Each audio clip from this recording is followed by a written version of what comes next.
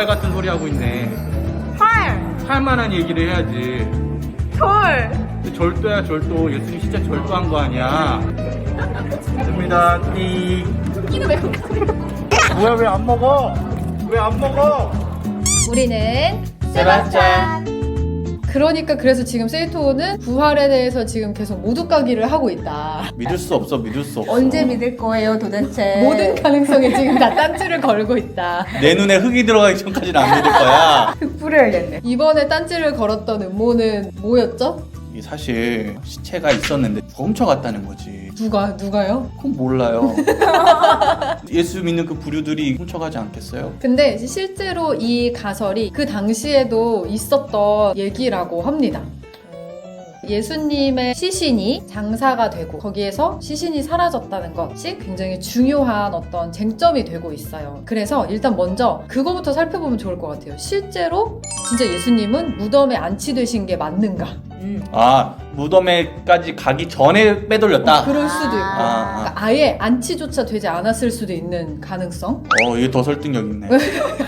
이게 아니라고? 지금 세이토처럼 생각하는 게 일리도 있어요. 왜냐하면 당시 십자가형을 받았던 죄수들의 대부분은 그냥 그 십자가에 달린 채로 새의 먹이가 되는 경우도 많이 있었다고 해요. 아니면 십자가에서 내려지더라도 공동묘지에 그냥 묻히는 정도. 그러니까 충분히 예수님도 그렇게 되지 않았을까? 라고 생각해 볼 수 있는 거죠. 근데 여기서 이제 우리도 반박을 해볼 수 있는 거예요. 첫 번째는 예수님의 시신을 장사 지내주었다라고 하는 사람이 나오죠. 성경에. 아리마대 요셉. 이 사람의 소속이 되게 중요한 거예요. 이 사람의 소속... 사내들인. 맞아요.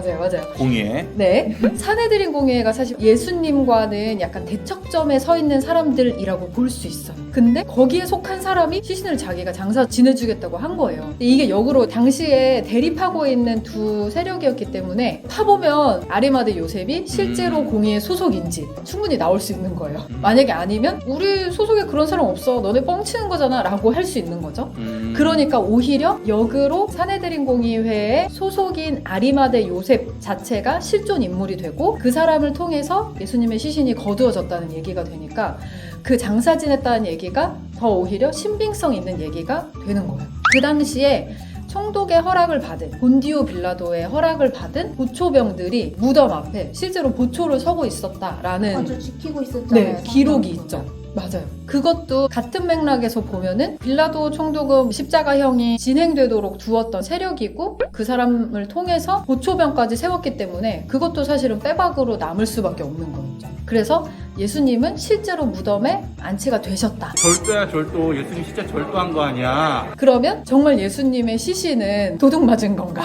보초병이 훔쳤네. 보초병이 훔쳤어. 아리마대 요셉이 뇌물 주고 돌을 옮긴 다음에 시체를 빼는 거지. 아리마대 돈이 많으니까. 걔 신빙성이네. 약간 설득력 있는데? 여튼 그 당시에도 시신이 도난당하는 일들이 없지는 않았대요. 그 시신과 관계된 사람이라면 시신을 이제 챙겨주거나 반대 세력이면 시신에 해코지하려고 훼손하려고 그렇게 가져가는 사례들도 있기는 있었다고 해요. 그래서 유대인의 리더들도 그렇고 제자들이 훔쳐갈까봐 또 그렇고 혹은 반대되는 세력들이 가져가서 예수님의 시신에 해코지를 할까봐 어쨌든 그래서 결국 빌라도 총독은 보초병을 세웠습니다. 보초병이라는 존재 자체가 오히려 부활의 신빙성을 더해주는 존재가 되는 것 같아요. 보초병이 있었기 때문에 예수님의 시신은 그 안에 안치되어 있었고 보초병이 서 있는 그 중간에 예수님 시신이 사라진 것이 맞다라고 역으로 증거가 되는 거예요. 그래서 이제 어떤 사람들은 아예 막 보초가 안 서 있었던 건 아니냐라고 하는 사람들도 있는데 이것에 대해서 윌리엄 크레이그라는 교수님이 이야기하기를 만약에 진짜로 보초가 서 있지 않았으면 마지막에 유대인 지도자들이 야 바보야 보초는 사실 안 서 있었어 바보들아 이렇게 얘기를 본인들이 했을 거라는 거죠. 근데 그렇게 끝나지 않고 매수를 했네 안 했네 막 걔네가 잠이 들었네 안 들었네 잠든 사이에 빼냈네 막 이런 걸로 하고 있다는 것 자체가 그 앞에 보초가 서 있었고 보초들도 그 일에 증인이 될 수밖에 없었다는 거. 뭐야 왜 안 먹어? 왜 안 먹어?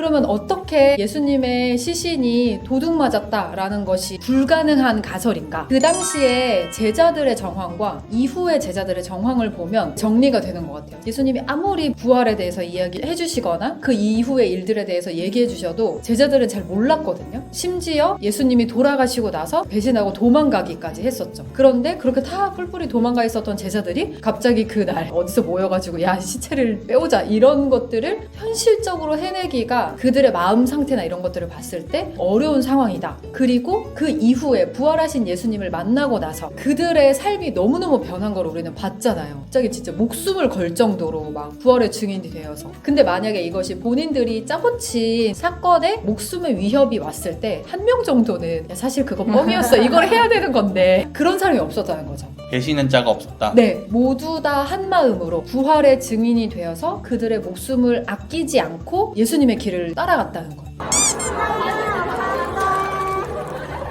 요한복음을 보면 예수님이 누우셨던 자리가 굉장히 잘 정돈되어 있다고 나와 있어요. 세마포가 이렇게 잘 정리가 되어 있고 심지어 머리 수건은 따로 옆에 이렇게 접어서 놓아져 있다라고 기록이 나와 있거든요. 범죄 현장이나 이런 걸 생각해 보시면 도둑들이 만약에 집을 털고 나온다라고 했을 때 다시 정리하고 누가 완전 범죄를 위해서. 완전 범죄. 범죄를 위해서. 근데 거기 막 보초들 있고 막 이런 상황인데 세마포는 여기에 머리 수건은 여기에 이럴 정신이 과연 그들에게 있었는가? 이것도 하나의 모순이 되는 거예요. 종합해서 봤을 때 제자들이 막 가져갔다 혹은 뭐 다른 사람들이 가져갔다 라고 하기에는 여러 정황상 그리고 전후에 제자들의 삶의 방향성을 봤을 때 시신이 도난당했다라고 보는 것보다 오히려 우리가 지금 성경에 기록된 대로 예수님이 죽으신 것이 맞고 무덤에 장사되셨고 부활하신 것이 맞다라고 보는 것이 오히려 더 설득력 있다라고 좀 정리를 해볼 수 있을 것 같아요. 저는 그게 제일 설득력이 있는 것 같아요. 제자들 이후의 삶이 달라졌다. 순교까지도 그렇고 한 명도 배신하지 않았다가 좀 더 저에게는 직접적으로 도난되지 않았구나를 좀 더 생각하게 하는 지점이 아닐까. 눈에 흙이 안 들어갔는데 지금 약간 믿는 거 지금 이제 좀 넘어왔어 이제. 먼저 죽은 사람이 있고 나중에 죽은 사람이 그 시간차가 많잖아요. 근데 그 앞에 죽은 사람들을 보면서도 뒤에 있는 사람들이 그 믿음을 지켰다는 것은 거짓인데 쉽지 않았을 것 같아요. 그래서 여러분 우리가 계속해서 부활에 대해서 수많은 의심들에 대해서 우리가 같이 살펴보고 있는데 이렇게 공부하면 할수록 또 알아가면 알수록 예수님의 부활은 점점 더 명확해지는 것 같아요. 다음 주제로 우리가 하나 더 만나게 될 텐데 그 시간도 같이 기대해 주시기를 바랍니다.